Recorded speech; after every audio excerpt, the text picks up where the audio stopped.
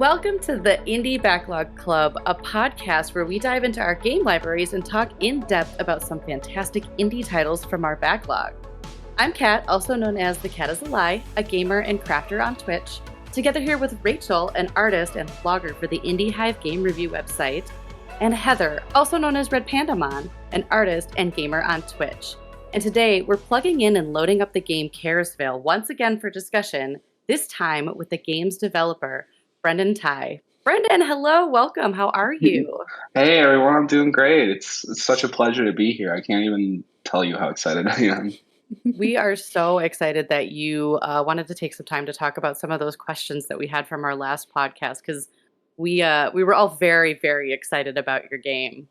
That's so cool to hear. You have no idea. That's very validating.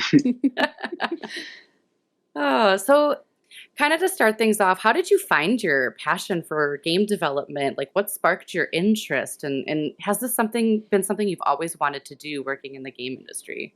So growing up, huge gamer. It was pretty much a way that like my brother and I bonded.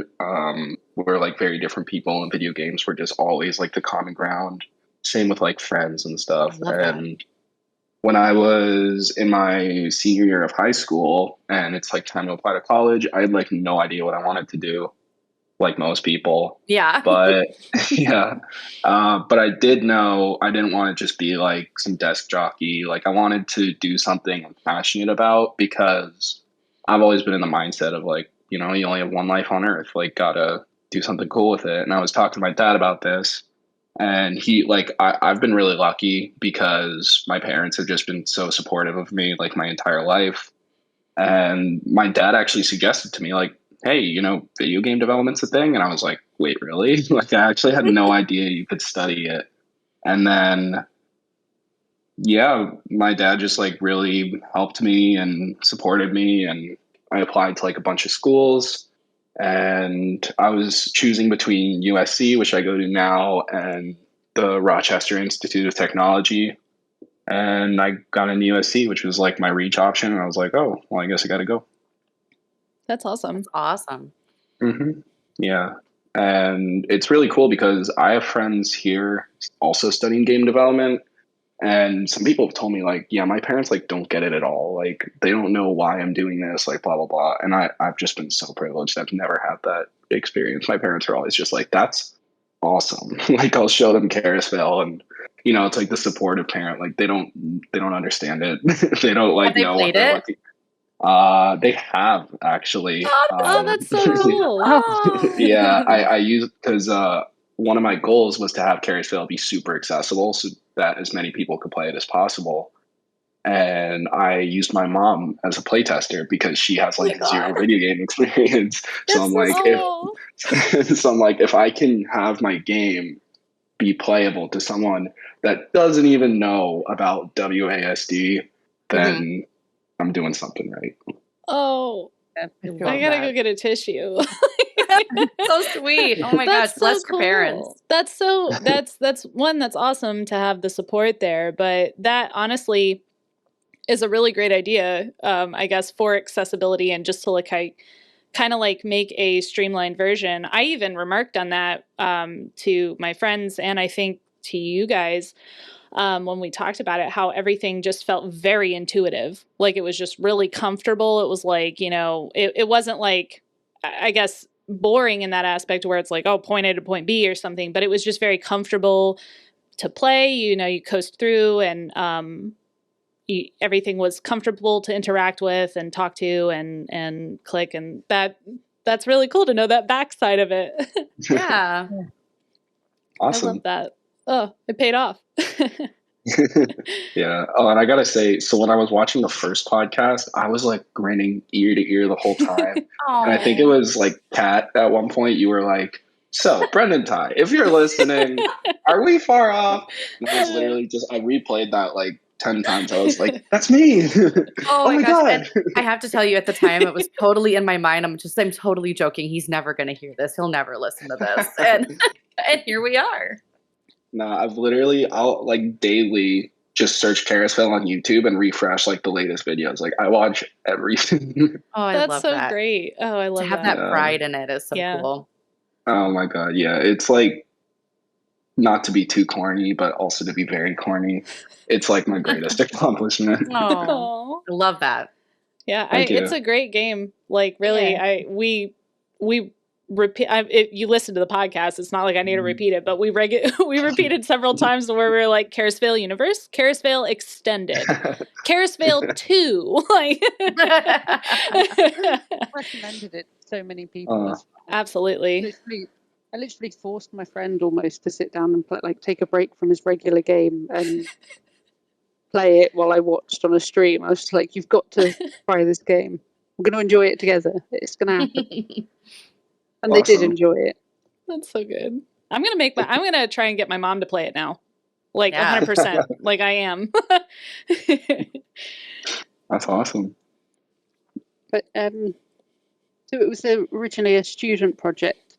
Is that, as I understand, then you Mhm. developed into the version that we all played. How much did it evolve in that time? Like, is the finished product really different from the original project, or? Yeah, I would say very much so because it had basically another year of development after the student project. Oh. The main thing that kind of stayed the same was just the gameplay, the level and world. Like, I didn't really change that stuff much. But pretty much everything else changed. Like the ending where it's like 3D, I did that about a month before the game came out. Like I wow. rushed that in. Really? Wow. Yeah, so before the main twist was just when everything gets glitchy. And then after you like go up to the mayor's estate and the guy's like, "Oh, surprise, it's all a simulation." Then the game just ended. And I was Interesting. like, I want to do more with that. Yeah. Yeah, I think that was a good decision. I could see how that would, kind of leaving it hung in the air like that would still, I think, be really cool. Impactful. Yeah. But I definitely I was so floored by that. Like I literally stood there for like a hot second. Like, am I still in the same game? What happened? Am I gonna die now? Yeah. Like, oh yeah, I remember when the game changes over. I don't know if you saw the YouTube playthrough that I did, but I was like, "What the hell is happening? Oh my god, this is amazing!" I think so I said, funny. "What is this game?" over and over again for like 10 minutes straight. What is this game? This is so cool. What is this? That's actually, it's funny you mentioned that. That's actually why I have that like little jar of like floating flowers in the first room, just to like remind people like it's still the same game. Don't worry. Oh, that's awesome. Yeah, Yeah. and that was a good touch. But I definitely also stood there for like 30 seconds, like, what do I do with the flowers now? What do I have to do? I have to like, I was like thinking that there was some kind of like special thing I had to do with them, I guess. And but then it clicked and I was like, the guy said that these are like data or memory banks or something like that. I was like, I think they're just there. Yeah. That's a good note though. Yeah. I love that. Man. I'm sorry. I'm just thinking about it now and I'm just like, that was so cool. Like, gotta do it again. I'm so glad it like left such an impression on you all. Oh yeah. And for me, I guess like it was already kind of twisty. Then the glitch happened and I was like, oh, spooky, spooky twists. And then that happened and I was like, okay, I don't know what to do anymore. I have no more words. We had a lot of turns just now and every one of them was a left. But it was great. Yeah, that's great. And like the reason I did a lot of that was because I always knew the game like has to be short because I'm not trying to make like some ginormous project. And the way to just have an impact and the quickest way to have an impact is just a left turn, like twist. Mm-hmm. The pacing was very good. Well, yeah. Thank you. Yeah, you got a lot into like a relatively short playtime. Right. Yeah. It felt like a really complete experience. Mm-hmm. Yeah. And I guess to me also, like, it's the first time that I've sat with a game and been like, that felt longer than I've only been here for an hour. Yeah. Like, yeah. because of how much was included, as well as like the pacing and everything. It was just it. I guess when I lose track of time playing something, watching something, interacting with something, then I'm like, okay, if it distracted me that well, it's good. Like it's solid, you know? Oh, for sure. Yeah. I'm the same exact way. It certainly feels short when you get the 10-minute achievement. Yeah. Oh yeah, right? Yeah. I still haven't got that achievement. What's funny about that is that like when playtesting it and building it, I like, played through the game like so many times that I don't even know. So I actually timed myself speedrunning it, and I could beat the game, and I think it was like 3 minutes was my best. What? And I was like, there's no way I can expect other people to do that. Okay, so what I'm hearing is Brendan needs to do like a GDQ real fast, and post it to YouTube. EDQ for my own game. Yeah, exactly. There you So you spoke previously about the inspiration, I guess, behind Karisvale in that video that you did release. I think you mentioned the Lavender Town creepypasta being like a big inspiration. But do you have, I guess, a solid source that you're like, yeah, these are where I pulled most of my ideas or thought process. It came to me in a dream kind of thing, where would you say your biggest source of inspiration was? Mostly Doki Doki Literature Club, because I just that game. yeah, because I really respected how that game just completely blew up and like took over the internet, and it was free, and it just made people think, and left turn, like that sort of formula was a huge inspiration. And then I also mentioned in the video that I wanted to have that, but I didn't want to have like blood and gore and murder and stuff. Like I wanted it to be something I can show my parents, and they're not going to be like, "What is wrong with you?" Hey mom, look, I made Doki Doki. Hey mom, will you play test Karisvale? Oh no. Yeah. Yeah. So yeah, that was a huge inspiration, and also just like honestly, so many things. Like I play a ton of games, and I mean, like Mario Odyssey was a huge inspiration for the collectible system. Even the UI is just really similar to that game, with like the little circles in the corner, and just so many things. That's so funny that you mentioned Mario Odyssey, because my partner does a lot of my video editing for me to help out. And he is a huge Mario fan, and he even made that connection. He was like, this felt very like similar to the collection system in Mario Odyssey. I've never played Mario Odyssey, and so I asked him to explain it, and he was like, yeah, it seems really into like similar, I guess. He's like, so I'm kind of curious if he pulled from that. 100%. I was playing Mario Odyssey, and I'm like, I should do this. Yeah, and that's what's really fun about making your own game, is that you can like kind of do whatever you want. Like in like game companies, as far as I'm aware, you got to like get approval for ideas, and they're like, oh, how can we like work the budget? But then, yeah, that sounds about right. Yeah, but then with the indie game, it's just like I kind of want the game to switch to first person. All right, well, the game's coming out in a month. I'll just do it now. And you just have like full autonomy, and it's like really empowering. Yeah, that's really awesome. One of my favorite things with indie games is that you feel like the people developing them just have so much say over what happens, the characters, where the story goes, what the game looks like, how it feels. Yeah. So it's sort of liberating to have that much freedom, but also a bit scary.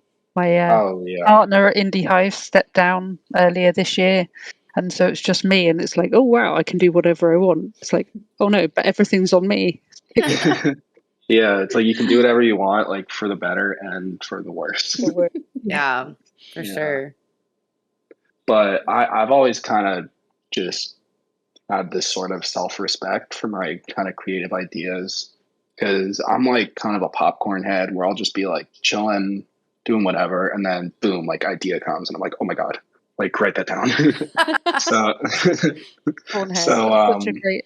I love that. That's a really good metaphor or Right? simile, I guess. I'm sitting here like, is that me? Am I also a popcorn head? Like, I'm just like, I suffer with ADHD. I'm gonna start saying I have a popcorn head. right? I got a Yeah, popcorn brain. yeah. It sounds a lot better. Like, It's a positive spin on it. Yeah. That's so good. So do and you then, have? yeah. Oh no, go ahead. Oh, thanks. I was going to say, so to continue that point, it's just sort of like a form of self-respect where I kind of just trust my gut, where I'm like, because, Rachel, you were saying that it's kind of a lot of pressure to have all that control, because what if it goes wrong? But then I've just kind of been in the mindset of like, if my little like creative brain came up with something, then I don't know, let's give it a try. It's probably good. It's probably worth pursuing. And then it's just really validating to have an idea, make it, share it with people, and then they make a podcast about it. That self-assuredness is very, very admirable. Like, Oh yeah. that's really cool that you are able to kind of just lean into that. I mean, I do a lot of art and live stuff as well as commissions, and I still sweat. Like, honestly, any commission I take on, no matter how long I've been doing it. So that's really cool that you trust yourself as much as you do. Thank you. The only consolation is every mistake's a learning curve, isn't it? Yeah. Oh yeah, exactly. Oh, that was a recent RuPaul's Drag Race episode quote that was from one of the contestants where she's like, I don't want to succeed. I want to fail. I want to constantly fail because that's how I learn and that's how I grow. If you're successful, you stop growing because you succeeded. So my goal in life is to be a failure. Like, oh my God, that's so inspiring. I love it. Yeah, right. Like, that's Quite the perspective. yeah. Yeah. That's not a bad perspective though, but yeah, that's it. And I mean, I guess it shows too, because like I guess they always say that confidence is key, and I feel like not only did you take a lot of pride in it, but like you really clearly leaned into a lot of the decisions that you made in your game, I guess. It all just felt like purposeful. That's the word that I'm looking for. Intentional. The intention behind Agree it. with that. Yeah. Yeah. Yeah. Thank you. You're welcome. So kind of like in the vein of games, sort of keeping the games that have inspired you question going. You mentioned when we were kind of starting everything out that games were a thing that like tied you and your brother together. I have a very similar experience with my own brother that we didn't think we really had anything in common, but video games and music kind of became like our language to become like close with each other. And I was wondering, like what games did you play with your brother? Like, what did you connect on? What were those sort of key moments growing up with him that were important to you? Well, that's a great question. Mostly Pokemon. Yes. Yeah, we were just so obsessed. We actually, when we were like 8, I was 8, he was 10.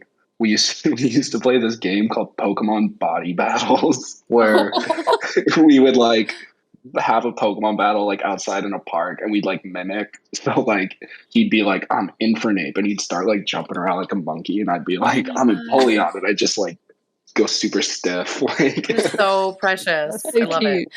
Oh. yeah, so a ton of Pokemon. Even to this day, like, Scarlet and Violet are getting like new announcements, and we're just calling like, oh my God, dude, did you see this?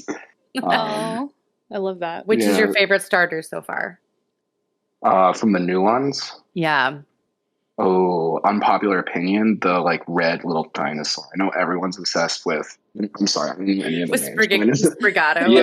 Yeah. Everyone's obsessed with that, but I'm like, dude, that little red guy looks like a hungry hippo. He does. Yes, I love him. This is the first time that I've been like, that's my fire starter. I usually tend to like lean into the leaf, like, green. I usually go for a grass type, but this time I was like, no, I need him. I need his little like, chunky face. Yeah. Oh yeah. I love that. So yeah, huge Pokemon fans, and also Super Smash Bros. Was really great. Mm. Just like any Lego game. Even to this day, like we just played a bit of the Skywalker Saga together. Also Borderlands, just kind of like really anything. Yeah. That's great. It sounds like you have kind of a variety that you pull from, or interest, I guess. That's cool. Yeah. Yeah, and don't worry about the playing Pokemon body smash in the park with your brother, because I, being the little sister, used to make my brother play Mortal Kombat with me. However, Mortal Kombat was basically house, where Melina and Katana would go fight during the day, but they had to come home. Their husband, Scorpion, had to come home to them at night and, do dad things. So, No. Oh, It's that's just so like good. Caribbean's like taking his kids to school, and he's Yep, like, "Oh no, you forgot basically. your." He's like, "You forgot your lunch," and he like shoots his chain to the lunch bag like across the room. He's like, "Get over here!" It was really more of an excuse to get my brother and my all male cousins to have a time to like brawl with each other, but also be like, "Hi, yes, I am a girl and would like to play house. How can I make you do this with me?" That's smart. Oh, It's called playing the field. Kat, Yeah, it was great. I might have to draw you some fan art now. You should. You totally should. Just Mortal Kombat house. Like You've got Scorpion with like 4 babies crawling all over him. Katana in the background, like shaking your fist, like, "Don't you be out too late. You get home for dinner." Or like Sub-Zero, like with a apron, like #1 dad. Or something. Oh my Like, God. the house husband. Oh my God. Yeah, yes. he's got like some muffins, like Pulling them out of the oven. Yeah. Oh no. and he's like, and his son's like, "Oh, these are too hot," so he like uses his ice poppers to like cool them down. Oh, that's amazing. You guys, I think we've come up with a webcomic now. Yeah. Hang on. I got it. I've got storyboarding right now. Like, oh my goodness, I love that so much. I don't know if I ever played video games in the park. Now that I think about it, I mean, like, Ari, like, No. One of my It's just you and me, Brendan. We're the weird ones. We're the real ones. Lifeway LAN network to play Unreal Tournament together at my dad's house. That was pretty fun. Oh, that's awesome. Oh, there you go. Yeah. I grew up That's really playing cool. Didn't Myst. go outside and do pretend though. So Oh, yeah. yeah. maybe we should have done. Yeah, I know. Sounds I feel pretty like I was lacking in my childhood now. Like, I missed out, I think. I love that. Coming back to Karisvale though, and the sort of, From our lovely detour. Sorry, Rachel. yeah, just reining things back in. We're trying to anyway. I think it's a lost cause, isn't it? Thanks, Mom. Oh dear, I'm taking that role again, am I? With the I wanted to ask about the sort of twist and the change in sort of visuals and controls when sort of signify they've left the digital environment. I want to know how that idea came about and if that was inspired by anything in particular. And actually, what effect were you hoping it would have on the player? Great question. So the effect I wanted was to just blow people's minds, just to like leave, like put simply, I just wanted people to go like, "Whoa," and can't really remember where that idea came from, but I do remember that during when it was a student project. So this was about spring 2021, that semester.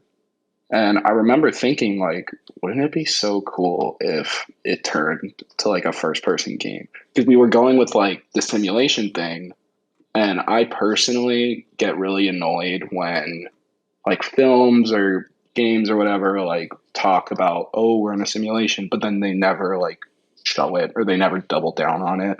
So I was like, oh, it'd be really like validating of the player's interpretation of the narrative to actually see this simulation that everyone's talking about. But I was just, at the time, I was like, yeah, there's no way. I have no idea how to do that. And then later on, I was just kind of in this mindset of like, there's no deadline for this game, so I can just keep throwing in stuff. And I had the idea again, and I just started looking into it. I had no idea if it was possible, and then turns out it was. And I was like, well, if it's possible, then it doesn't have to be too complicated, because when you're in first person, you're just like walking around and interacting. And I was like, I could probably do that. And I did. I love that. That self-confidence keeps coming through. That's really admirable. Mm-hmm. Thank you. It worked. Yeah, It was really like effective. Yeah. I also like, I guess I'm just looping back to what I had said earlier. I really like that you were just like, I mean, we could just do that. Like, Yeah. just throw it in there, just, you know, like making that, We I got guess, this. yeah, like that intention and that decision behind it. Like, I feel a lot of people, I guess, myself included, I'm a lot of people. It's me. You know, like tend to look at something and be like, oh no, the logistics behind it, or timing, or sometimes cash flow, or, you know, different stuff like that. And I feel like you tend to, I guess, cut the idea off before even attempting or pursuing it, because it's just, nah, that's not going to work, or, you know, it's going to take time, or really what it comes down to is like, am I too afraid to put in the effort if it's not going to pay out the way that I think it might, you know, that fear of failure, I guess. Mm-hmm. And so just that idea, like I said, when you were like, oh yeah, that was like I threw that in, I put it together, like it's like the biggest twist in the game. And then I'm sitting here like, okay, great. That sounds, you know, like the more. You make it sound so easy. Yeah. Can I borrow some of that confidence? Like, I promise you, it was not. It was a lot of grinding. Yeah. But it's like the fun kind. Mm-hmm. Like I would be working, like right before the game came out, there was like a 2-week period where every single day I was working from probably like 1 p.m. to 3 a.m. And like you would expect that to be like, oh, crunch, like this sucks. But the entire time I was just so into it. I was just like hyper focused for that entire time. And I just look back on that period like so fondly, because I'm like, I got so much done. And it really is cool when you are excited about what you're doing, be it what you're doing here with Karisvale or with game development in general, or when you find the thing that really inspires you, even if it's in your day job. Like I work for a nonprofit, like doing data work. Like there are definitely days where I figure something out and I'm just like, I could sit here and work on this for 20 hours straight and still be happy. Like, oh yeah, it's so cool when you find that thing that just gives you that fulfillment and that excitement. Mm-hmm. Yeah. And then like anyone in game development will tell you, as soon as you make like that first square move on a screen, like game changer. I mean, that is like so exciting, because with game development, it's like, it's not like regular coding where you work really hard on something and then you hit run and there's no errors. Yeah. When you hit run, you get to actually play it and you get to show people, and it's just amazing. So then that kind of like return on your investment of time is really like what kind of makes the merry-go-round in my case. Mm-hmm. Yeah. But your enthusiasm comes through in the game. For sure. Oh, Like, yeah. 100%. Like, it really does show, in all honesty, just that you can tell when somebody has taken time, passion, or pride to anything, I guess, be it like a movie, an artwork, a video game. And that's what, like, because, you know, you had little details. When I see little details, when I see things that have been scrutinized over, then that's when I know, okay, this person has played their game, they've been in it, they've walked through it, they have looked at these things and been like, oh, we're going to stick something in here, or we're going to put this achievement in or something. The achievements were so good. Yeah. I'm so glad you liked them. I kind of thought nobody would like get my jokes. Oh, yeah. They landed for me. Oh yeah. That's awesome. And I guess talking about intention and I guess passion, you know, we had a lot of different mediums or art styles, I guess, within Karisvale. And I really liked that. You know, we briefly discussed it in our podcast and just in our talks outside of it.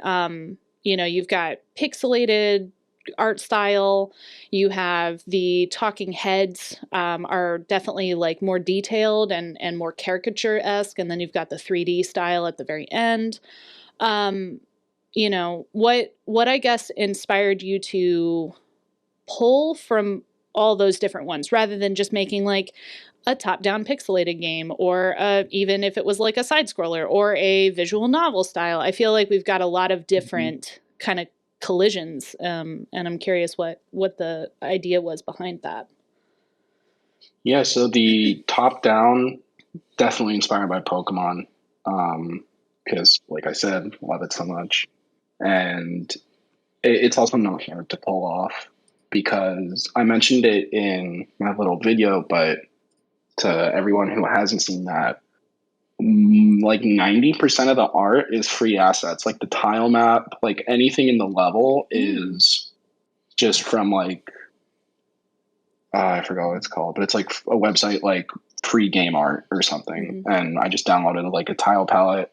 So that was just really easy to do because art takes forever. Anyone will tell you that. So I was just like, this isn't, you know, some crazy project. So I'm just gonna, I mean, at first I was like, this isn't some huge thing. So I'm gonna just save time. And then for the character, like portraits, I was actually inspired by Phoenix Wright. I've never played it, but I like watched a YouTube playthrough on it, and I really wanted to have them do like the different emotions and gestures that like Phoenix Wright has. But I mean, you know, I didn't really have time for that, and it was kind of just on the backlog the whole time and never really made it in. But yeah, I just thought, I don't know, it'd be cool if they were portraits. Yes. Yeah. No, I think that it definitely adds to the experience or the immersion. If, at least for me, I guess, when you do have kind of like a more expressive face with the intentions behind that. That's cool. I like that. Yeah. And little fun fact, speaking about the portraits, so Itsy Betsy, the like girl who has a crush on the mayor, and Miss Minerva, the person who asks the quiz, they were added after the like class semester. So they were added like by me like much later on, as because the collectible system was also added after. And then both Itsy Betsy was just a way to get the player to know about the secret tower flower. And then Miss Minerva was based off the like Sphinx in Mario Odyssey, who like asks you quizzes and gets really upset when you get them correct. And he's like super sassy. That's what I base it off of. And so the reason Itsy Betsy has a crush on the mayor is because in like, I'm not kidding, like every single playtest, everybody would see the mayor and go like, oh damn, like, he's good looking. I love that. I love it so much. And I was just like, oh my god, if everyone thinks that, then like, you know, let's roll with it. Just rename him Mayor McCarty. Yeah, there you go. Kat can voice him real good. There you go. You know? Yeah, I do decent voiceover. Or I get told that all the time. You two do all the voices. I liked your voice for him in your playthrough, Kat. Yeah. I don't even remember. Most of the time I'm like half in a coma when I come up with the voices I use, and I don't remember who were the next time I have to speak as them. Oh my god. Well, I guess you need to rewatch your playthrough then, you know. I should, yeah. So kind of in the veil of like your of NPCs, the ones that you created in the game were all like we've just been laughing about, very fun. Did you have a particular one that was your favorite, or who was your favorite to kind of write and develop? Ooh. Other than Mayor McCarty. Probably Miss Minerva, because I liked doing the kind of back and forth between her and Seamus. Like, I just love Seamus's attitude of like, I'm so done with this shit, but like, let's keep going. Yeah. Like at some point he's like, this is absurd. We love an apathetic protagonist. Like, oh yeah. Yeah. Like he's kind at heart, but he's also just sick of life. I'm not even supposed to be here today. Yeah. Never related closer to a character. Like, yep. And then I also liked how I was really proud of myself when she's like, oh, I'll give you this flower for free if you answer me these riddles 3. I just thought like, that stuff is really fun to write. Yeah, that's awesome. Like, she's definitely the character that makes herself laugh constantly. Like, oh yeah, I love it. Yeah.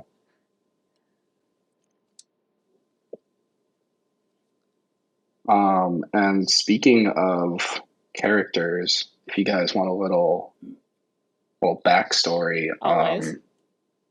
so to kind of hint at the fact that it's a simulation, I literally don't think anyone has picked up on this, but to kind of hint at the fact that it's a simulation, I named Ara and Valentine in the kind of way of like Karisvale as like Car is Vale.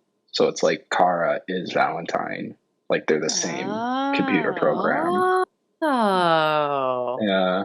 I love that. Yeah, no, I definitely didn't pick up on that. I have a bunch of theories. Yeah. That one didn't make it into it. Time to put it on the board. Yeah. Like that photo of Charlie Day with all the like Yeah. strings. Yeah, no, literally, like that's how I felt half of the time when I completed my 2 playthroughs, and I would be talking to my partner and I'd be like, oh my God, I just had another idea. And I think I even did it in our podcast. I was like, what if? Like, it's my favorite part. Yeah. Oh yeah, that's the best part of like making a game like this is that everybody kind of takes a piece of it for their own. Like you have your own theory, and then that could be its own game. Like every theory somebody has is valid, and it's like their own takeaway.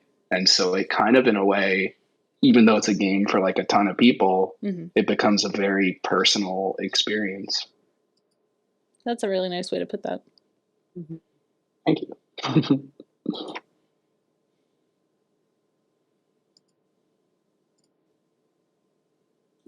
I personally really enjoyed the collection aspect in the game. Oh the yeah. flowers were a really fun addition. But I played the game, I think 5 times, but only once on my speedy playthrough that I didn't collect the flowers, and I'm not entirely sure what is it that happens if you don't collect them compared to. Yeah. So originally the plan was that like try again screen, if you don't get them all, was going to boot you to the menu, and then if you get all the flowers, then you get to see the 3D ending. But then I ended up putting so much effort into the 3D ending where I'm like, I don't want this to be like a tiny little Easter egg. Like I want this to be like the ending everyone gets. So that's why there's the try again screen, because I guess I just never took it out.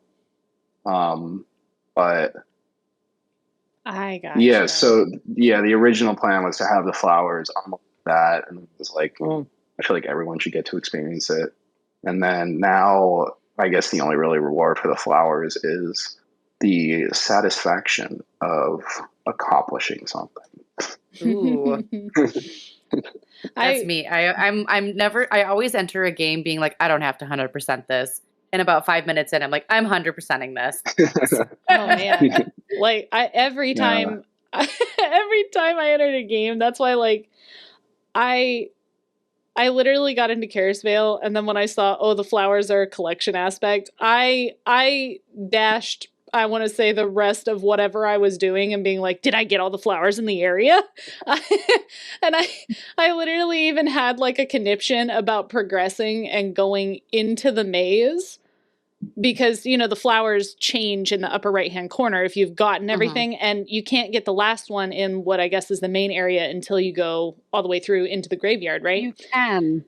You can? Yeah, you I can. found this out on a later playthrough. There's a cut through of the hedge, so you can get to the I knew about it on the way back, but I graveyard think early. I just assumed that it wasn't open, I guess, at the beginning because of that doorway that's not open until you fall through the floor and go through the doorway, and then that's unlocked, So, well, that's good to know. But either way, I literally, I was like, I'm not progressing the game for like 10 solid minutes, because I was like, did I get the last flower in this area? I did the same. I was the opposite, and it's so funny because I'm not normally that way. I got through the woods, and suddenly I just got so overwhelmingly excited with the game that I zoomed through everywhere, and I didn't realize that I was at the ending until it happened, and I was like, oh no, I didn't go back and get all the flowers. Oh. Yeah, but that's interesting that was that just you my say excitement. that, Ari, because then in my second playthrough, I didn't grab all of the flowers, and so I was also curious because I was like, did the ending vary? Because I was like, I did and I didn't, and I feel like, and then I'm sitting here like, did he hide something? Go back to my conspiracy board, like. The same thing. I played this however many times. I must be missing something, but it's reassuring to know I wasn't like. Yeah, no worries. And that's what's really fun about putting in secrets is that it gives it replay value because it's a really short game, and that's part of why I put in the. Well, there's two endings, and then that's why I put in the 10-minute achievement, because it's like, I want you to play it again and get the other ending. And then with all the secrets and stuff, it's like there's always some kind of interactable that like hints at something. Like I don't know if you all noticed, but there's a ton of interactables where you're like, oh, this is a really old bookshelf, but there's not a speck of dust. That's because the simulation doesn't collect dust, and it's like little hints, like little you just hints blew my like mind. that. Well, I did notice stuff like that. That's so weird. Yes. Yeah, like there's hot coffee. There's hot coffee on the table, or there was a hot beverage or a bowl of soup on a table, and you make a comment about it's hot as if someone was here, but it looks like no one's ever been in this house. Like, yes. When I was searching the house, and the conclusion that I had actually ended up arriving at, I guess, first was, I don't know if I really enjoy horror films, and then there's a few like time and space ones, and so my brain just automatically kind of defaulted to, are we stuck in a time loop? And so I was under the impression that we were just kind of like in a section frozen in time or stuck in a time loop or something. And I just honestly went with that idea through like the entirety of the game, obviously until we got to like the end and started uncovering stuff, because they kept saying like, no one ever leaves Karisvale, and, no one, I'm trying to think of, it'll come to me in a minute, but it's like, there is a movie, a horror film that is all based on that concept, to where it's like, they can't leave because they're stuck in a like time loop because of a comet. And they don't age because they're stuck in a time loop, and nothing changes day to day because they're stuck in a time loop. And so my brain just like defaulted there and just didn't leave. So I think that, which I think was good, because also like, then it made the ending hit harder for me. But that's where I went with that half the time, because, and then each little like gimme that you got, like by inspecting everything, it just solidified it further in my brain. I was like, yes, time loop. I'm a big brain. Like, I figured it out. Yeah, exactly, right. I mean, it is kind of like a time loop. There's like all the different simulations, resetting and stuff. Yeah. I was half right. There you go. From Brendan himself.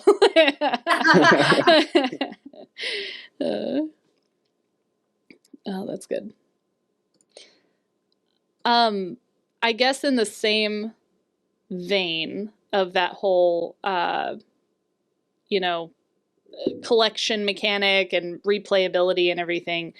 I think I can speak for all three of us when I say that the jingle for the flowers was just it immediately I was like, oh, is this what serotonin feels like?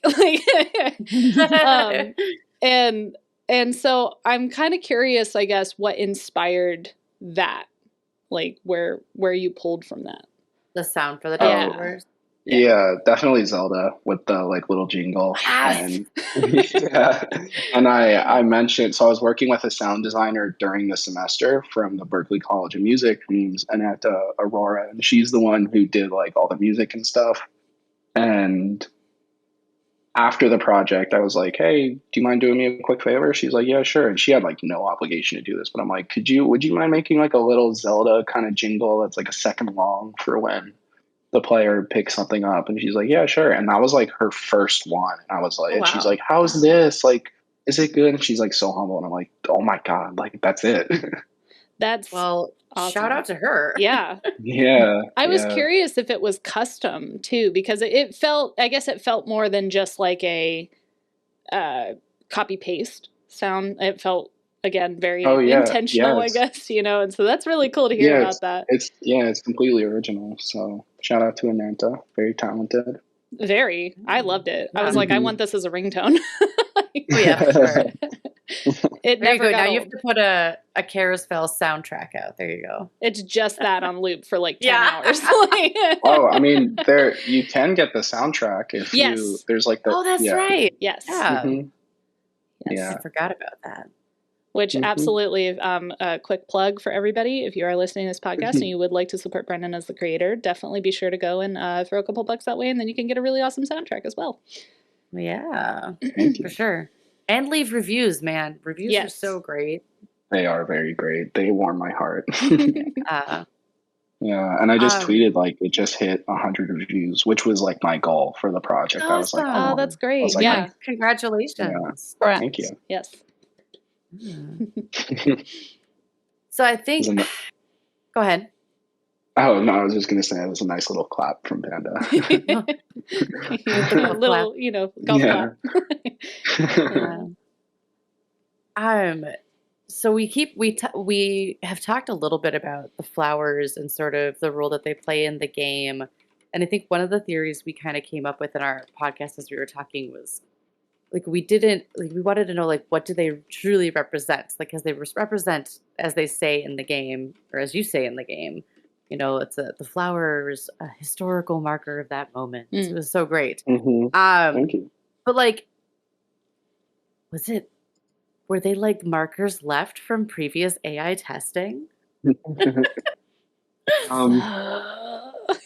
do have the answer to that, but do you think it would ruin the fun of making theories? I don't know, man. I won't speak for everybody here, but I want a DM if you don't want to. No, I think I would love to hear. I would love to hear it. Yeah, same. I just want to know. So I'll start from the beginning. So I was like, I really want a collectible. I want it to be unique. Again, Mario Odyssey, there's the moons. I'm like, that's really cool. I don't want it to just be like, I don't want it to be like some coin or something. And I was looking through the assets I had available. That's what was really great about working in the confine of the free asset pack that I had was it kind of makes me be creative with like, what can I do with this? It was kind of like, a jigsaw puzzle or something. And I saw that one of the little things they had was a dead flower. And I was like, I mean, that could be a collectible. And it's also like dead and just kind of spooky. And I was thinking, oh, that could be cool. And then it kind of just represents, I guess, the withering of time. Oh, and and then they aren't like left by people. They're more supposed to be like, as Karisvale resets and resets for whatever magical reason, the flowers grow and then die. And so the flowers have seen all the different resets. So I guess going back to, I was telling you earlier, like I've been watching the show The Good Place, kind of like that, how it's like the world keeps resetting and resetting and the test subjects don't know it, but the, I guess, environment does know it. And so these That's flowers, super cool. like, they witness. And I also just wanted a way to have, I wanted the collectibles to have more than one purpose. I didn't just want it to be a number that you count. So I wanted to give them individual descriptions, and I'm like, oh, it'd be cool to talk about the world.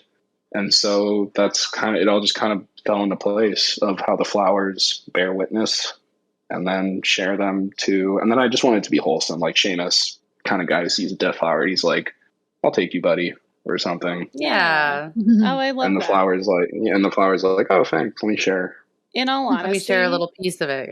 Yeah. I think I like that better than my original, I guess, like headcanon or theory that I was kind of like running with. Because, if you've played through a few times, or if you saw it for the first time like me, because I had a panic attack when I saw it, but, you have like the little glitchy guy, I guess in the same vein, you've got the little glitchy guy over the one that's right outside the manor. And then when you come back through after the glitched playthrough, there's bones there instead of, the dead flower. What if that isn't like, I guess, deceased AIs or whatnot, leaving those behind? I guess what was the intention behind that little like Easter egg? So that was kind of an internal Easter egg. So before I had the collectible system, I didn't have the glitch guy show up. And originally in that little corner, there was a pile of bones, because it was like that little corner was supposed to be an off the beat path thing that kind of reassures the player that, yes, this is a spooky game. Because I feel like the build up is better if you see that and then it's like kind of off the path, so it doesn't like totally stick with you. But then the next time something spooky happens, you're like, oh my God, that's why like the bones and the glitch guy was there. Yep. Well, that's what I did. Yeah. Yeah. So the bones are kind of a callback to that. But I don't really know if there's, I didn't intend for them to be anyone's skeleton. But I did see this one guy, he was doing a playthrough on YouTube, and he's like, oh my God, is that Itsy Betsy? I 100%, like I definitely didn't even think that it was Itsy Betsy, because I only saw the glitch out of the corner of my eye the first time, but then the second time that I went through, I knew it was going to come, so I very intentionally watched that corner. And even when I watched the playback, I was like, that's the sprite for the guy in the basement. And so I was like, is this his ghost? Is this something coming? Like I said, I had this big thing to where I was like, are the dead flowers left behind from previous AIs because that was his, or previous iterations of Seamus or whatever. That's where I was headed. But in all honesty, I like the answer better with the dead flowers. Cool. The different iterations. It's also kind of melancholy, I guess, Yeah. They saw and they died, and I was just like, oh, I want to collect them all, put them in a little box. Like, yeah. That's very cool. Right. Yeah. Melancholy is definitely the emotion of the game. Yeah. Yeah. Maybe there's some other stuff you can clear up. To be honest, we did quite a bit of theorizing in our last podcast. Were all the characters in Karisvale like AI being tested, or was it just the detectives? Yeah, it was just the detective. Well, that's what I intended. That's what I thought. Yeah. Was our version of Seamus the first AI to be put into a physical body as well, or? In the like quote unquote real world, yeah, that's the intention. But also, I don't want to like solidify stuff. It can be anything. But that was my idea. That it was like the game admin was like, all right, time to reset. But then it didn't really work because Seamus ended up meeting the lost man, which he wasn't supposed to do. And then the game admin's like, all right, time to reset. But then the game was already glitching by then. And then through a fluke, Seamus got transported into the real body. Oh.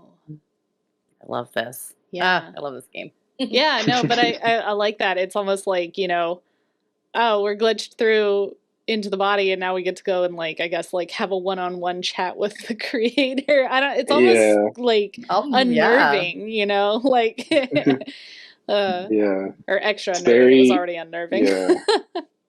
that whole kind of thing is very inspired by the Truman Show. Oh my God. Love the Truman Show. Love it. I see it. Yes. Didn't occur to me though. Yeah. How he like at the ending he has like that one-on-one conversation with like the director. Yeah. Oh. Yeah. Oh. And then he makes his choice. Yeah. Mm-hmm. Oh my goodness. It's all coming out, man. That's crazy. Yeah, no, I love that. Gotta keep that popcorn brain going, man. Yeah. Don't you dare stop. Like, no, I love that. So yeah, I guess kind of the topic of like the confrontation. I actually, I was looking in how to do this, and I determined it was like too much. But instead of the telephone, I wanted to just have like a real dude with like facial animations and everything, and it's like you're actually talking to him. Mm. And and then I was like, okay, that's way too much. I think the phone hit better though, almost, you know, because it kind of made that whole you don't know who he is. It's kind of got the whole red pill, blue pill, like Mr. Smith kind of vibe to it, I guess, you know, Mm-hmm. like that. It's a bit more ominous because you don't know who you're speaking to. Yeah. I think. Yeah. Because even then, I think I even asked the question through my first playthrough. I was like, are we the bad guy? Am I the baddie? Because he was talking about being the, you know, the programmer or, you know, the head honcho. And I was like, you know, are we the person that's sending Seamus through this? Is that our role? Like, and then I felt bad, you know, like, are we the AI or the controller, I guess? It was just... I guess, now that you mention that, that's kind of... I guess it's kind of good that it's just a phone call, because if you, like, saw what the guy looked like, then you'd come to... Just instinctively, you'd come to, like, you know, snap judgments about, like, who he is. Like, if he's some really fancy-looking guy, then you'd be like, all right, this guy's off. He's bad. You know? Yeah. I just kind of leaves it up to your imagination. Yeah. Yeah, because you could argue, so the narrative lead, Reed Weston, who was originally my partner during the school project, she came up with the whole story, and her intention was that the admins, he keeps mentioning this important objective that he needs you for and that he's running all these tests for. And she wanted to intentionally leave that vague, because what if the objective is saving humanity? Or what if the objective is taking over humanity? It's like, you don't know, which makes your decisions harder to make, like at the end. Yeah. Because what if by destroying Karisvale, it's like you're destroying humanity's last hope, or you're saving humanity, you know, something like that. It's like you don't really know, which kind of makes you, it sort of becomes like a philosophical thing, like the trolley debate, you know, like what's good for me versus everyone else. I told you that there was intention behind those dang achievements that made me feel terrible. Like, I said that. like the names of them. Oh yeah, no, literally, because I'm sitting here and I'm like, they know they're in a loop and they feel bad about being in the loop, and you know, I'm just sitting here like, I wouldn't want to be stuck in the situation that they are. And so literally, like, I was like, I had a heavy like heart to heart with myself over it. And then when I hit it, I was like, okay, we're just gonna like, we're put everybody out of their misery, because everybody feels like they're suffering, they're lost, things are weird now because we broke the game, you know. It was just I was stuck in this like loop, and so I was like, no, this is the better decision. And then the achievement euthanize popped up, and I just I was like, okay, now I need to go have a sit down. Like, I was so upset. I need a piece of chocolate and a cup of tea. Oh my gosh, yes. And that's what, like, I was like, well, I have to go back through and play it. So I played it again, and then, you got altruistic, and I was like, but this doesn't feel any better. And so then that was the first thing. Cody was like, my partner, he was like, how was the game? And I was like, well, I feel bad, but I really liked the game a lot. I think me and Panda both went with euthanized on our first playthrough. Cat was altruistic. I was the only altruistic one, yeah. Cat was like, so what did you guys decide? And I was like, I don't want to talk about it. It was really good. And just for the cherry on top, I made sure to include in like the destroying cutscene, you see that humpback whale go by. I love that. Yeah. Like I said, I was like, Brendan, we might need to have a discussion off air. Like, I'm gonna need you to pay for my therapy session, like, because I loved the whale. The whale. I know. I stopped and was like, "Oh my god, it's so pretty!" Right? I just stood there for a second. It was gorgeous. It's like this whole idea of like there's beauty in everything, like there's beauty in misery, sort of thing. Yeah, it was like the beautiful thing that happened. Well, everything else seemed kind of melancholic. And a little like spooky on the edges. Like you're kind of tense trying to figure everything out. And then there's this beautiful whale. It was like the one place like that a nice felt little safe. Like having a little breather. That's what it's supposed to be. It's supposed to be a breather between the maze and the spooky house that you go into with Kara. Oh, that house was... Speaking of house, actually, y'all, since we're going on to the stuffed bear, the sentient stuffed bear. Like, I think the one thing that I was like, I had my theories, I had my connections, I had my disconnects.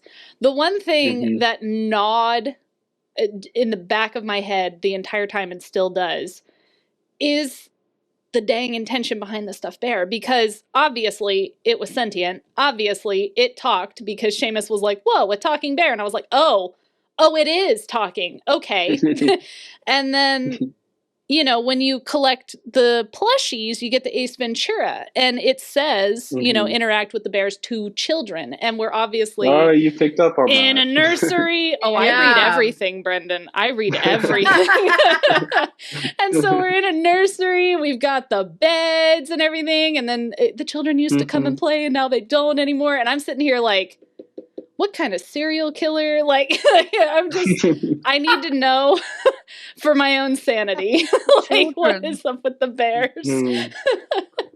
This is going to be kind of disappointing. That was my old partner Reed's idea, so I'm actually not entirely sure. Oh my gosh. Reed, curse you. So Reed, if you're listening, like, what do you... In your own co-creator-esque, like, what is your guess, I guess? What is your thought? My guess is...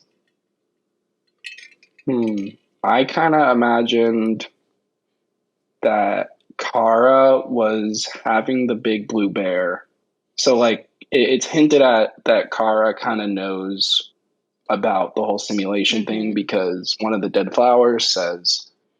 oh, it seems Seamus isn't the only one who can like pick them up, which kind of hints that she knows about what's going on. And she's like talking about the storm and stuff, which is like of all the glitches that's about to come up. And my personal interpretation, because like I came up with the achievement as a way to slip in that the little bears were the big bear's children. So my kind of intention was that Kara was like, I guess, created the big blue bear to raise the little bears to do something. Like she had her own agenda. That's why she like had one of the little bears in the mayor's house to like, Mhm. I guess, spy and see what he was up to. Okay, yeah. And then the other bear in the dungeon to kind of look after the lost man. So Oh. maybe that's my own little headcanon. They were nanny cams. That's honestly, I kind of was like, are these little spy things after meeting Kara? Yeah. Just the cryptic way that she talked. I don't know, but Mm-hmm. now I'm led to question. It's like, was Kara an alchemist? Like, how did this happen? That's so. Oh, that's so interesting. Yeah. You know what? Fine, I'll live with my theories a little while longer. But I like that your perspective on it kind of helps solidify some things in my head. But I really liked that interaction because it was kind of like, because the whole room that you find, the secret room down there with the bear, and then the achievement and everything. I'm like, there's definitely something here, And I really enjoyed that. I thought that was very cool. Great. And it's just like one of those little side things that makes you think. Karisvale too. Like, there you go. Explore the bears. Explore the bears. There you go. Karisvale too. Bearisvale. Bearisvale. I'll draw a bear like for the talking head. I'm on it. Like, oh, sweet. I love that. Speaking of which, I know in your first podcast you were like talking about like, oh, Carousel Universe or like what's next. Mm-hmm. And so this is going to be good and bad news. Which do you want first? Oh man. Let me down easy. Do we want to do a vote? I'm personally of the opinion of bad news first and then good news to heal, but some people like good news to cushion and then bad news. But I like bad news then good news. Yeah. Okay. I'm all right. So okay. So the bad news is that I do not have any plans to like develop any more carousel games in the future because I like, I'm still graduating. I have a year left and I'm trying. I don't want to work indie my entire life because I need more stability for the future. So Karisvale was like, I had this opportunity and I took it to make this game. And for the future, it's, maybe one day I'll pick it up again as a hobby. Well, thank you all so much for joining us for this until discussion then, of I have Pants Quest, which some other stuff that I can talk about after, very like future enjoyable, projects playable, and stuff. But then the good news is that while I was still working on Karisvale, I started to have ideas for what a sequel could be, and I like wrote them down, and I was like actually starting to formulate out the links what for the the sequel game would be. and us down below. And I have like join us two next time major into our next episode of the Indie Backlog directions. Club, and until then, if you would like to hear them of where it could go. Yeah, I mean, if you want to share, like, I am all ears because I very much like, even if, and again, I'm going to speak for myself. Even if Karisvale isn't going to happen any more additional, it doesn't change the fact that like your brain made it, and so I'm interested in whatever else you happen to have in your brain. Yeah, cool.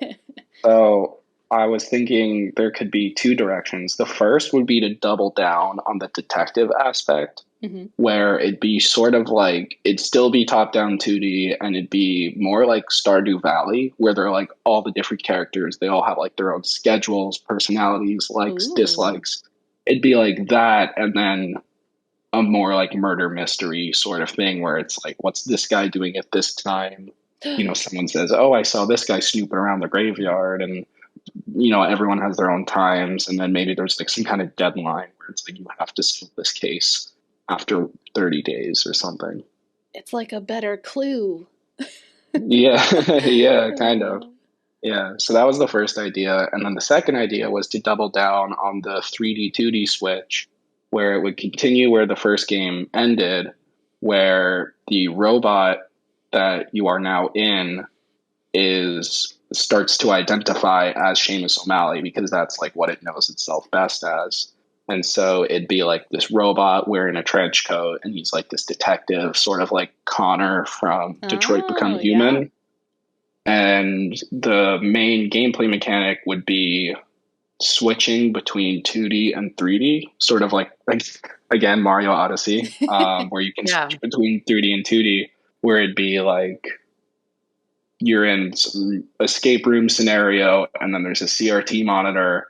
You gotta in 3D solve a little puzzle to turn on the monitor, then like plug plug your finger into the USB port or something, and then control Seamus in the 2D, like Karisvale, and then solve the puzzle to like unlock the door in the 3D. And it'd be like this back and forth between 2D and 3D. And it'd be like Seamus going after the admin or something as revenge. And then it would work with both endings of Karisvale of like, either you destroyed it and you want revenge, like screw you for even making me choose, or you go through his tests and you're like, I hated that, I'm gonna get you back. Yeah. Oh, those are I like the ideas. I do. And even I guess even if we're not getting like, I guess we say like Karisvale 2 or whatnot, like it's nice to see the inspirations pulled into like, I guess, a new environment or a new game. And I definitely like the swap. I like both of those presentations. I think either would work. I really do. Yeah. Like I would like both. Yeah. And that's very cool. I get. I'm thinking about like all the different stuff because I really enjoy those type of games, especially with the mystery aspect. And I guess part of me is very curious or has to ask if you're familiar with like Daniel Mullins games. I can't say that I am. Like Inscription and the Coney Island. Those kind of the things. Hex, Island, I think. I know. The Hex, yes. The Hex is really good too. I maybe just go watch some gameplay or whatnot. I think you would really enjoy it based on what you said about Karisvale.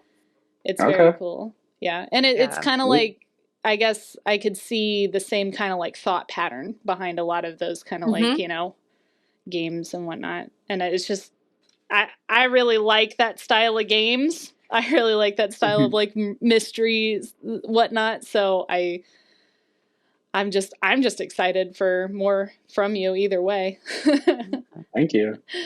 And I do have some stuff in the works. So actually this past semester, USC, they have this thing called the Advanced Games Project where a group of students, they like pitch their ideas to faculty. And then if they get approved, they can direct the game. And it's kind of like role playing a game company where they like do interviews and hire people and stuff. Oh. And I joined pretty late on this project. This was last semester, but I can confidently recommend the game. It's called That's Not How It Happened, and it's out now on Itch, and I just know the three of you would love it. And it's like pretty high production value. It was a team of about 30 people. There's like that's awesome. Voice acting and I'm making a note. Yeah. If you go I'm Googling it. Yeah, I don't think it comes up in Google. Okay. But if you go to tnhih.com, you can check it out. And the game is just phenomenal. Think of, I don't know if you guys know the movie The Mitchells versus the Machines. I do. It's that energy of like chaotic family going through some weird circumstances. It's like comedy. It's really great. I would recommend just going in blind, and that game will surely surprise you. That's awesome. I love the. I went ahead and I looked it up. Full disclosure. Yeah, she's already dropped the link in our group chat. Because I got excited. Sorry. No, that's awesome. But the art is absolutely gorgeous. For one, phenomenal, and this website is absolutely like the cutest, and I'm so intrigued, and I can't wait, and we will definitely discuss this I guess after or later, but no, that's great. Thank you. Oh, and so I was doing some of the UI, like I don't know if you scroll down and you can see like a text box where George is talking. I did those text boxes. They look great. And thank you. And I also did the main menu and just kind of helped here and there. I, again, had a really small role because I joined late. Sure. But everyone on the team was super cool. And that game, it's about 30 minutes start to finish. totally indie. I really think you guys will love it. Yeah, no, I am very thrilled to definitely take a peek into it at least. Mm-hmm. I guess because I skimmed quick so that I don't have to, I'm not going to dominate anything with it. But is there like a credit system that we can see all the individual, I guess, students that worked on it? Or Yeah. Mm-hmm. Great, awesome. Yeah, completely. And also Reed, who did the narrative for Karisvale, she did the narrative for this game. Beautiful. So you know it's going to be good. Yeah. Mm-hmm. And then another game that I'm working on. So after doing a minor role on that, this coming year, my senior year, I'm going to be the lead producer.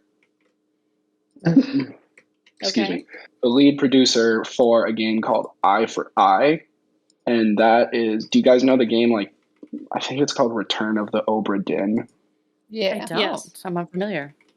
Okay. But it's gonna be like that, where it's like first person mystery. It's actually a lot like Karisvale, so I guess it's someone else's project. Okay. But me and my little universe head, I like to think that it's gonna be kind of like a spiritual successor. Oh, I love that. Lovely. Mhm. So that's And probably I'm gonna be out assuming, like a year or something. is there anything on it, or is it No, just it's okay. we're in pre-production right now. And but it's I for I, correct? yeah, like I, the number 4, I. Yeah. Oh, okay, all right. Mhm. I'm just making a note of it so that we can keep an eye out for it, of course. An eye out for An eye I. out for it, Yeah. There's a pun in there somewhere. Of course. Easily. I guess also in that same vein, or out of curiosity, is it, since you are helping with it and working in production with it, is it going to be listed on Itch on your page or Steam or? Yeah, totally. Okay. Yeah, we're Super. planning for Itch and Steam. Yeah. Awesome. And I'm trying to convince the director to try and aim there, like for a Switch release, because the Switch is pretty friendly to indie games. Mm-hmm. They I are. actually, Yeah. I actually submitted Karisvale to like this form to see if I can get like a Nintendo Switch dev kit, and they turned me down, unfortunately. Oh. Well, maybe after all of this wonderful press coverage from us, they'll reconsider. Yeah, maybe Mario himself will watch it. Yeah, there you Yeah. go. Yeah. And he'll be like, "It's me." He'll recognize that, Odyssey overlay and be like, there we go, man. Oh, yeah, there you go. Yeah. Or knowing Nintendo, they might just sue my brains out. Yeah, that's fair. Inspired by, like. Exactly. Yeah. Inspired by, I swear. Disclaimer, like, aggressive pop-up, like. Oh, yeah. Whenever you talk about something for more than like 30 seconds on a stream and you're like, not sponsored, right? Yeah. So with Karisvale, were there any ideas that you really wanted to include in it, but like either time because the project ran out or time because you wanted to release it ran out that you didn't get to include them, or anything, any reason that you just kind of had to drop an idea that you're like, man, I really wish I could have put this in there? Honestly, I'm like really happy with how it all went. That's awesome. Got most of what I wanted in. I kind of wanted the 3D part to be a bit longer, where there was like more to explore and like raise more questions, answer more questions. But I think, in retrospect, having it short is kind of more impactful. Yeah, for sure. So it's more. So it serves more of like the cherry on top rather than, the twist into like the second half of the game. Yeah, for sure. I love hearing that. You're like, no regrets. This is perfect. I love it the way it is. Yeah, I mean, but honestly, that's how I feel. I just really, like I said earlier, I mean, it's like my greatest accomplishment to like make a game, and I'm 20 years old too, so really, that is really awesome. Yeah, I think you're doing great. I'm pretty sure at 20 years old, I was like sitting alone in my dorm room, like wondering what I was doing with a German major. Like. Yeah. Oh, I still do that. Don't worry. I was 20. I was just about to start my dissertation and lose 10 years of my life to WoW. Oh my goodness. There you go. Yeah. Literally why I have never downloaded WoW. It's like, I'll do an essay on MMORPGs. That'll be completely healthy. 10 years later. Oh my Just wake up from a coma, like out of Karisvale. You're like, wait. It was a bit like that. Yeah. Is that what college was for me? Like, And then instead of like all the different simulations on the CRTs, it's like all the like flashbacks of you writing it. yeah, there you go. Oh yeah. You're like, where did the time go? Man, I'm gonna have an existential crisis after this now. Oh no, not again. Oh no, it's again. Cat needs to take a break from Karisvale. That's so good. No, I'm so glad that this little game I made like had such a impact on you guys. Like I'm sorry that it made you sad, but also very proud that it made you sad. That's not good. a bad thing. Yeah. If the goal was Yeah. to evoke a certain emotion, I Mhm. went to school for MediaCom and filmmaking, and we had Oh, awesome. in-depth discussions about that. How people are like, oh, it made me so mad, and then I couldn't watch it again. And I was like, well, then it sounds like it did its job. It's like just Yeah. because it elicits Yeah. a certain emotion from you, that's what the Yeah. creator might have been meant to do, whether or not it was that specific emotion. Like you said earlier, how people interpret things, differently is very, Mhm. forthcoming, I guess. And so I just, Yeah. no, please, like, I was glad that I felt bad at the end of it, because it's better than just sitting here and being like, well, that was a game, Yeah, exactly. I think that's part of why we liked it so much. It's like Yeah. it elicits the emotion from you. It makes you And a think. reaction. Mhm. Yes. Yeah. Yeah, that's really great to hear because that's exactly like what I wanted to happen. So mission accomplished. Mm-hmm. Yeah. 10 out of 10. And just thank you. Just the whole idea of like, this is gonna sound, I don't know how it's gonna sound, but the whole idea of like this thing just like came from my imagination, and then now I can like share my imagination with like you guys and everyone around the world. It's just really surreal. Yeah. Yeah, that's awesome. Yeah, That's for really sure. that's moving and motivating. Mhm. Thank you. Yeah, that was great.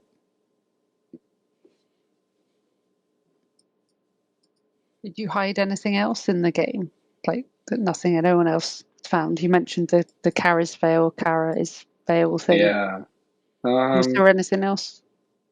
Yeah, actually, two things that I haven't, maybe people have noticed it, but in all the playthroughs I've seen, I haven't seen anyone comment on it. So there's a little Easter egg where when you get the fourth flower and then the text says 420, there's like a sound effect of like someone smoking. I I love it. Now I have to pay attention. I think there was a part of my brain that like acknowledged it but didn't say anything in my video. But also there was one other, I can't even remember what TV show it was, but there was a reference to a TV show that I was like, hey, I like this guy. We could hang out. Oh yeah, Parks and Rec, right? Yes, it was the Parks and Rec Yeah. line. And I was like, oh, I like this guy. I like this guy. Yeah, that's my favorite show. Oh man, such a good show. Oh yeah. It is. Oh yeah. And also another thing was in the like loading screen, how there's like all the little cute characters and stuff. There's a CRT. There's like CRT monitors there, so it's like a little hint to. Oh, Yeah. Okay. Yeah, it's like a little hint to the future. interesting. I didn't catch that at all. That's great. I mean, Love yeah, it's that only on subtle- screen for like a second, but But still, I haven't heard anyone like comment on it. Well, so cool. I've even said how I was like, I'm going to go back in and see if there's anything that I'm missing, And Yeah. I guess like because of that, the replayability was actually really there. Even Yeah, after for I sure. felt like I had discovered what I had seen, I guess. And sharing, playthrough experiences with both Rachel and Kat. it was really cool to, I guess, go back through and see it. And then I felt like I kept wanting to get back into it, either to find more things or just experience it again sometimes, you know. I don't know. It was just, it's such an easy game to just kind of relax with, I guess, and really kind of dig into. And I really enjoyed Yeah, that. that's I wanted it to be like an episode of a series, you know, so that, you know, I think it was it Panda that mentioned like your partner was going like currently in a playthrough of another game and you're like, all right, stop, play this real quick. Like I wanted people to be able to do that where it's like they don't have to commit, you know, they can just go in and out like a, you know, 20-minute adventure in and out. Yeah. Yeah. I think that was Ari. It was funny because my partner actually didn't want me to tell anything about the game because he was going to edit my video. And so he's like, I just want to see it like live. And he's like, I can probably play it myself. So it was like, when he asked how it went, he was like, no, don't go into detail. I just want to know if you liked it. That's awesome. Yeah. Which he very much enjoyed it, by the way. I don't know if I mentioned that. That's so cool. Even now you're mentioning new things and stuff. I'm like, shall I go for a 6th playthrough? Right? Well, actually, I guess I wanted to even interject really fast. Rachel, you had mentioned before that you had mentioned if we visited the graveyard post glitchy system, and I haven't been back in to go and do that. So I guess, should we ask you or Brendan about it, or should I just open the game back up again? I'll open the game again. Okay. Oh yeah, I'm gonna go back in the game. Sure. Kat, did you find the pumpkin? I haven't gotten to do my second playthrough yet, Gotcha. just because life's been so crazy. Mhm. But I cannot tell you the number of times I'm like, got an hour, I should go play Karisvale. Love it. Okay, well, I have to go find out what's in the graveyard then. I also want to interject and say that I'm very thankful that Vincent was just sleeping on that whole glitchy playthrough, because that was the first thing that I was worried about. Well, actually, Vincent's my friend, and the dog is Echo. Oh, that's right, Echo. My bad. I keep doing that too. Yeah. It confused the crap out of me when I got that achievement. Yeah. So I'm glad for your explanation in your video too. I thought that was very cute, like nod to your friend as well. I love that. Yeah. So what's funny about that is I had Echo sleeping in the update. I like, looking back on it, I would have liked it if he like turned into a cat. Oh, that would have been funny. That would have been funny. Yeah, okay. Yeah. That would have also been acceptable. Wasn't that a cat? Yeah. That was literally like, I got into the game and I made a beeline. I was like, Echo better be okay. Yeah. He's just snoozing. Yeah, just sleeping. That's good. That good boys should just be sleeping. The cat thing. That's funny. Till I checked on him. Yeah, exactly. Yeah, a lot of people in playtests, they'll just like stand right next to him and be like, "Is he breathing?" And they'll look for like the little pixel movement, and they're like, "Oh, thank God." Good. All right. Good. I feel way better now to have that confirmation. Yeah. Brendan knows where the line is. Yeah. Don't hurt the dog. Oh God, no. Oh man. As a dog mom of 2, I'm thankful for that. That's awesome. What breeds? Rescues. One is a husky mix, and then the other one is what's called, we think he's a Manchester Terrier mix. They basically look like really long min pins. And by long, I just mean they're really tall. Like, they have a longer neck and they have longer legs and whatnot. And then they still have, they have floppy ears and usually a tail as well. But yeah, they're my babies. Yeah, they look beautiful. Oh. And, searching them up. Yeah. Well, I can always send pictures, my dude. Yeah, please do in the chat. Perfect. I'll drop one. I'll drop one after the interview is finished. Yeah. Perfect. Well, guys, I'm even looking at like our last last few questions, because I feel like Brendan has even answered several of them. Kind of got through them, yeah. So I was default to y'all. actually wondering. I wanted to ask one more thing. Yeah. Just Oh, we don't need to cut it She off. had- I was just. well, you mentioned loads of games that have been inspiration, but is there anything else that has kind of inspired Karisvale, like books or films or anything Oh, in particular? I'm so glad you asked that. Flowers for Algernon. That book I read. Oh my gosh. Yeah, I read that in high school, and at the time I'm like, "Oh, books are lame," and that book stuck with me. I was like, Yeah. "Holy cow!" Yeah, Flowers for Algernon's one of those books. Yes. Mm-hmm. Yes. Yeah, and just the idea of like repeated trials and stuff, kind of, and just like the whole energy kind of inspired it. Oh, I love that. I'm gonna make a quick recommendation then. If you've read Flowers for Algernon and enjoyed it for that reason, if you haven't read it, you should also check out Einstein's Dreams. Einstein's Dream. It's in the same Noted. vein of that. I believe it's I believe it's much shorter than Flowers for Algernon, but I've read both, and I read Einstein's Dreams first, and that was the same impact that it had on me. And it's very, very. I cried. It's just a really good Wow. look at that stuff of trials and scenarios and relativity and all of that. It's really good, very good. Awesome. And that's cool to hear somebody else has read Flowers for Algernon. I feel like no one knows that book. Oh yeah, it's a good book. Yeah. I think my final question would be, if you could recommend one single game to anybody to play, what game would you recommend?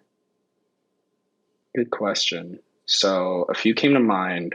I'm not going to recommend anything big because people have probably already been recommended that. So I guess kind of small-ish, a game called Death's Door comes to mind. Have you heard of it? Yes. No. Ooh, it's like isometric 3D. It's kind of like this game recently came out called Tunic, where it's like a Dark Souls-y Zelda. It's basically the same as that, but this game is just so interesting. You play as a crow who's a Grim Reaper, and you work for like this office of Grim Reapers. It's like accounting and stuff. Actually, kind of like The Good Place, where it's like accountants that handle death. And I played it a while ago, but I just remember like that game was amazing. That game was so fun. Great characters, good plot twists, really fun bosses. So I would. Apparently it's already on my wish list, and I just didn't know that. Well, I mean, wish lists are long. That's for. Yeah. I'm so glad that you've played that one. I love it. I got pulled in because of, like you said, the isometric art style. Like I was like, this looks amazing, and then the concept just like took me. So that's really great. That's a great recommendation. I can back that up. Awesome. And speaking of art styles, this just came to mind. So kind of jumping back, when I was saying one of the ideas for another Karisvale game would be the like doubling down on the mystery. For that one, I would love if I went with it. I always thought it'd be cool to do like an Octopath Traveler art style, where it's like 3D environment and 2D sprites and stuff. Just because that like so cool. Yeah, that is a fun art style. Yeah, it is. It's very underutilized. I feel like not a lot of people mess with it. Yeah, but it would still be like the cutesy like Pokemon characters in Karisvale. I really did like the sprites. I thought they were very well done. It was very cute. Thank you. Anything else that you would like to add that we haven't asked you about, that you're excited about? What else is on your mind? I don't know. I feel like I really got around. I'm sure the second this is over, I'm gonna be like, oh, I should have mentioned that. Always. That's how it always goes. But nothing's really coming to mind.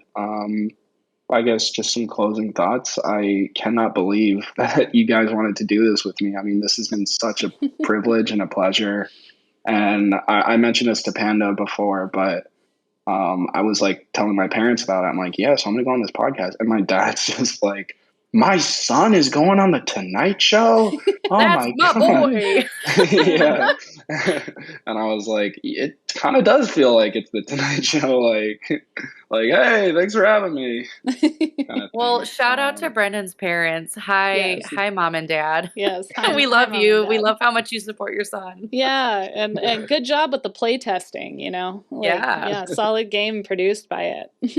Yeah. Yeah, So they'll good. definitely be watching this. Good. Yeah. Love that. I'll be sure to let you know ahead of time. You guys can do a showing. How about that? There you go. They can do a whole podcast on raising Brendan. There you go. Yeah. They'll be like, this annoying guy you would not believe. Next time we interview Brendan Tighe's parents. Just keeps rabbit holing, yeah. Yeah, there you go.